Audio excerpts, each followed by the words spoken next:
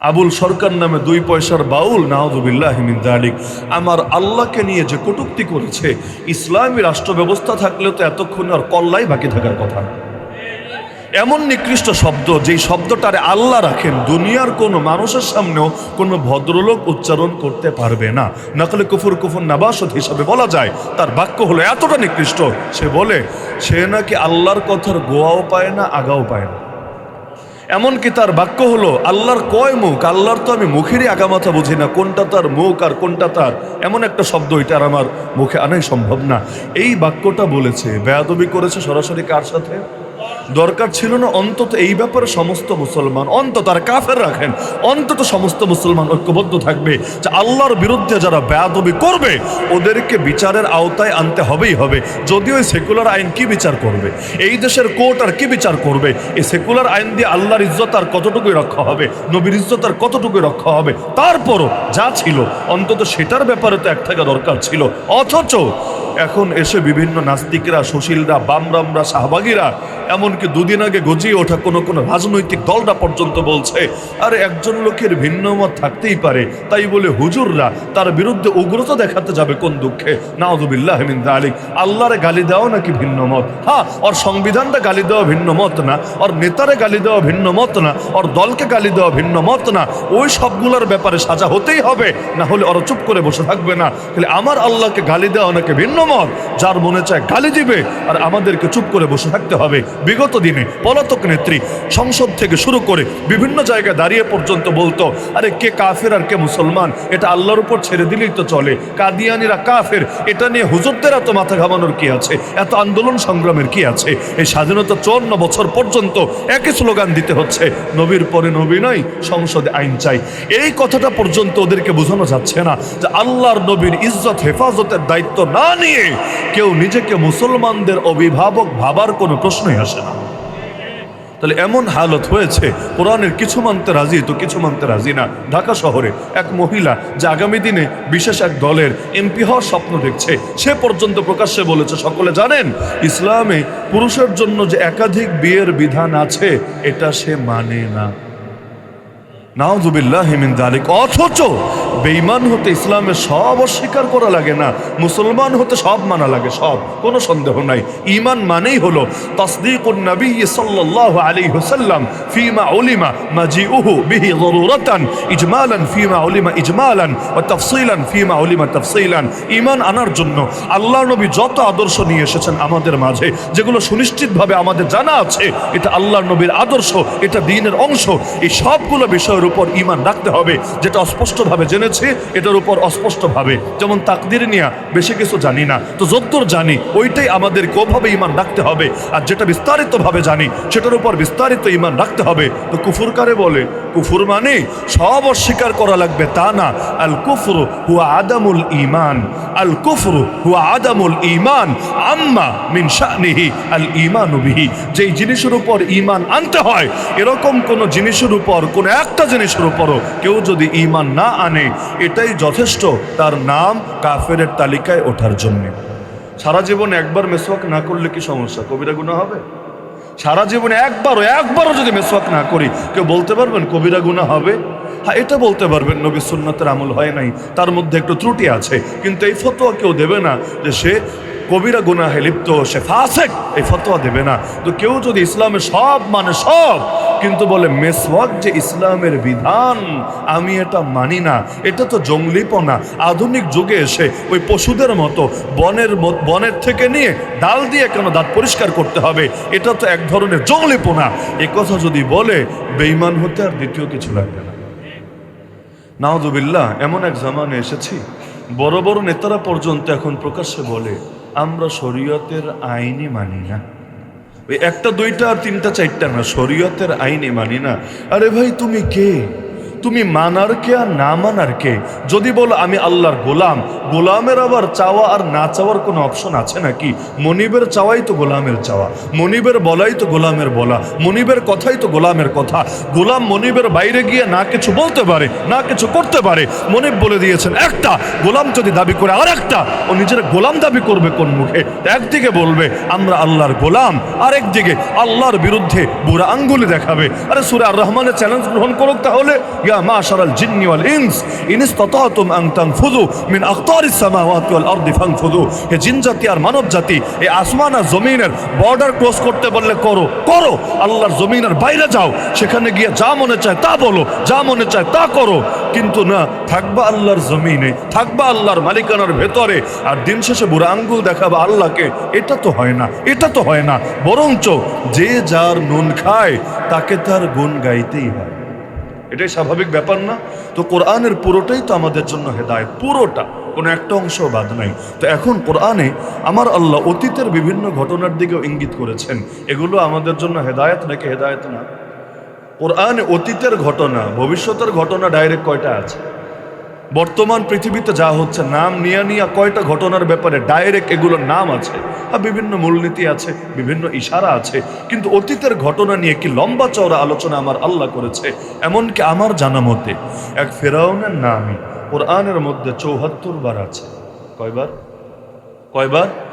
74, ৭৪ বার এক ফেরাউনের নাম। অথচ পুরো কোরআন তন্ন তন্ন করে খুঁজলে একজন মাত্র সাহাবীর নাম পাওয়া যাবে, তাও মাত্র একবার। দ্বিতীয় কোনো সাহাবীর ডাইরেক্ট নামই কোরআনে পাওয়া যাবে না। যে সাহাবীর নাম পাওয়া যাবে তিনি হলেন নবীজির পালক পুত্র যায়েদ রাদিয়াল্লাহু আনহু, যায়েদ রাদিয়াল্লাহু আনহু। এছাড়া না আবু বকর পাবেন, না ওমর পাবেন, না ওসমান পাবেন, না আলী পাবেন রাদিয়াল্লাহু আনহুম আজমাইন। আর তাদের দিকে বিভিন্ন ইঙ্গিত পাবেন, বিভিন্ন ইশারা পাবেন, বিভিন্ন আয়াতের তাফসীরের মধ্যে তাদের কথা পাবেন, লেকিন সরাসরি নাম পাবেন না। এমনকি মুহাম্মদ শব্দটা, মুহাম্মদ শব্দটা কোরআনের এই এতগুলো আয়াতের ভেতরে এসেছে মাত্র কয়বার? 4 বার। কয়বার? কোরআনের এত আয়াত ৬,২৩৬ আয়াত। যদি আপনারা আবার ৬,৬৬৬ বলেন, আন্দাজের উপর বলে আর কি লোকে, না জীবনে গোনে না গোনার আগ্রহ রাখে, ওই শুনে এসেছে বাস বলতেই থাকে, বলতেই থাকে।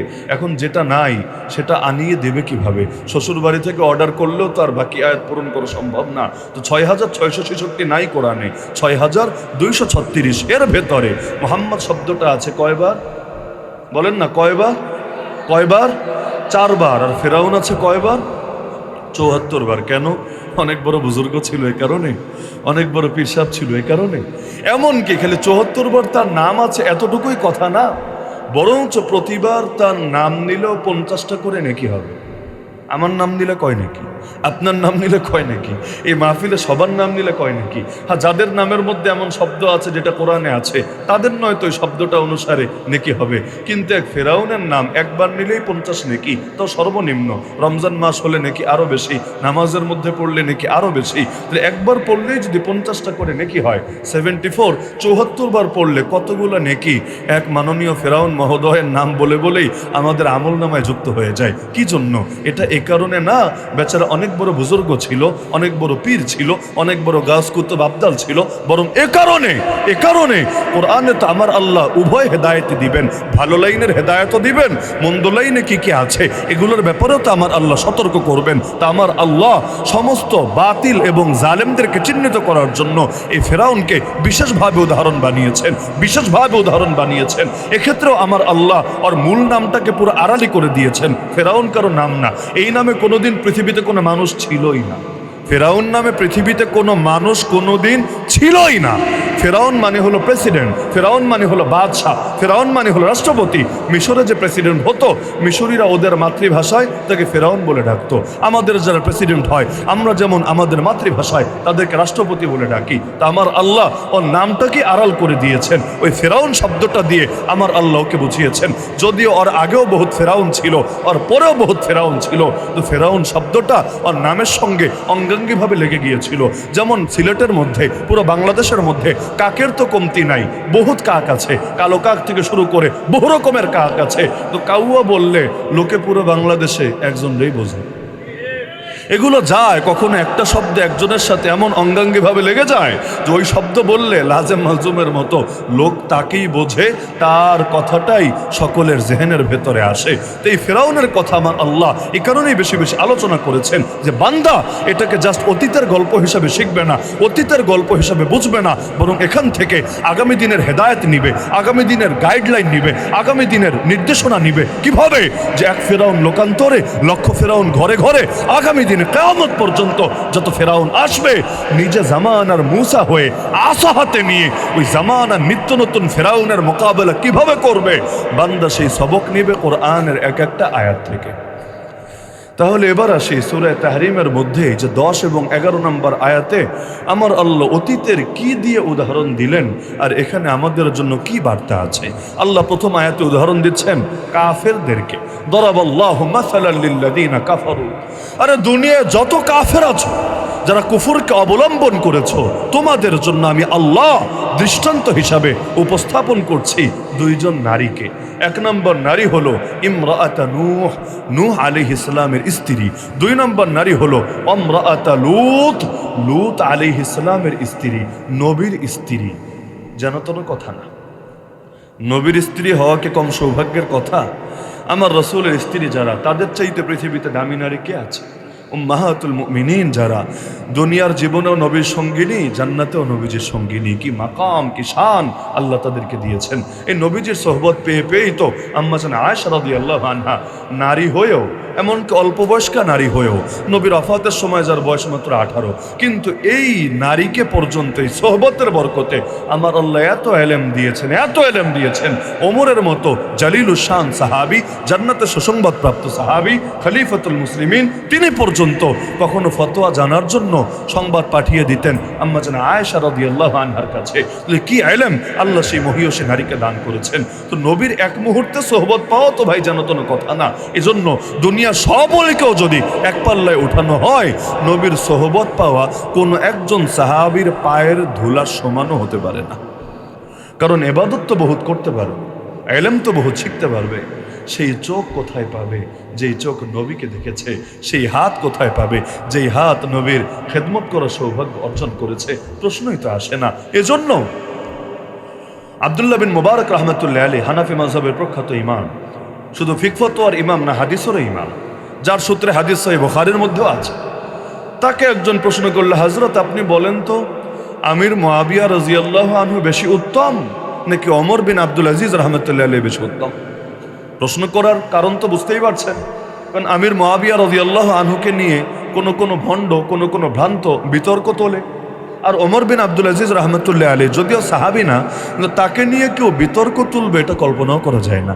এমন একজন ব্যক্তি শাসন করেছেন মাত্র 2 বছর, বেশি না, মাত্র 2 বছর, মাত্র 99 হিজরি থেকে নিয়ে 101 হিজরি, মাত্র 2 বছর। কিন্তু ইতিহাসের পাতায় আজও তার নাম স্বর্ণের অক্ষরে লেখা।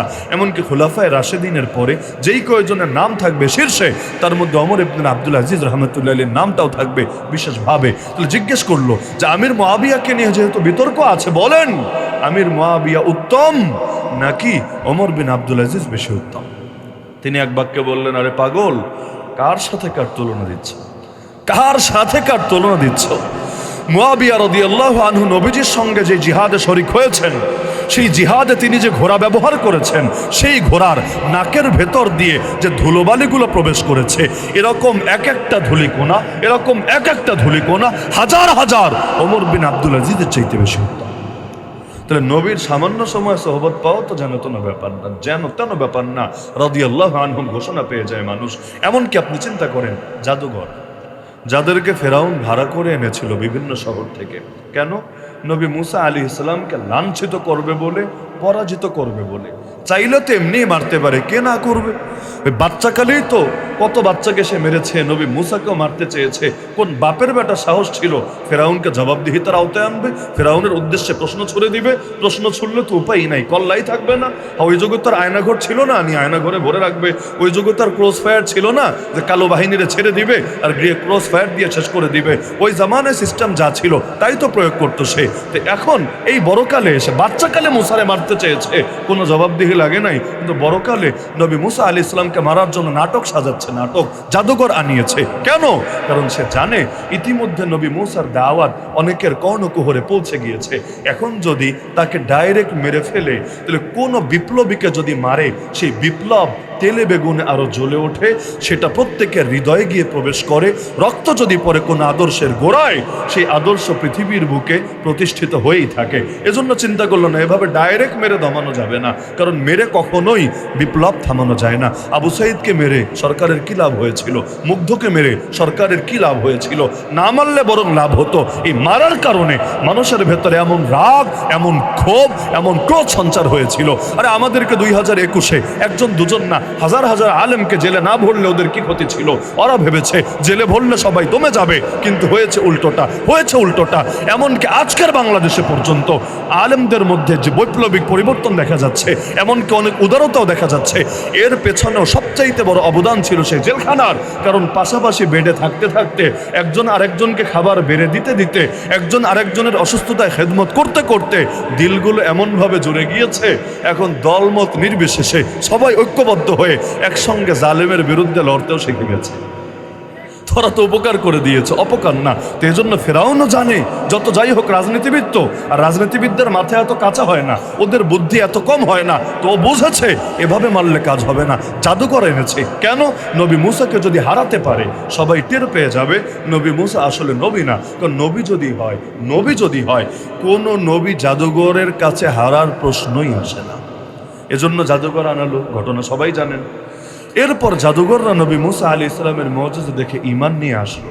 মাত্র ঈমান এনেছে। এখনো ইবাদত বন্দেগীও তো তেমন কিছু করতে পারে না, খালি ঈমান এনেছে, নবীজির সামান্য সোহবত পেয়েছে, নবীর নেক নজর পেয়েছে, ব্যাস। ফিরআউন তাদেরকে হুমকি দিতে শুরু করলো, আমানতুম বিহি ক্বাবলা আন আযানা লাকুম। এত বড় সাহস তোদের, আমি অনুমতি দেওয়ার আগে ঈমান আনলি? এটা বলছে না কেন ঈমান আনলি, কোরআনের বাক্য খেয়াল করেন। ফেরাউন এটা বলে নাই ঈমান কেন আনলি, এটা প্রশ্ন না। ফেরাউনের প্রশ্ন হলো আমানতুম বিহি ক্বাবলা আন আযানা লাকুম, আমি অনুমতি দেওয়ার আগে ঈমান আনলি? পার্থক্য বোঝেন? ফেরাউনের নীতি হলো বর্তমান সেকুলার সরকারদের নীতি। সেটা হলো আমরা বলবো না ইসলাম মাইনো না, কিন্তু আমরা বলবো ইসলাম ততটুকু মানবা যতটুকুর অনুমতি আমরা দিয়েছি। যেটার অনুমতি দেব না সেটা আল্লাহ বলুক, নবী বলুক, সাহাবীরা করুক, কোরআনে থাকুক আর বুখারীতে থাকুক আর কুতুবে সিত্তায় থাকুক আর যে কোনো বিশুদ্ধ বর্ণনায় থাকুক না, খবরদার সেটা মানতে পারবা না। এজন্য তোমাদের নামাজের অনুমতি দিলাম, নামাজ মানতে পারবা, জিহাদের অনুমতি দেই নাই। জিহাদ শব্দ উচ্চারণ করলেও জেলে যাবা, এই ব্যাপারে কোনো ছাড়াছাড়ি নাই। এটাই তো বাস্তবতা।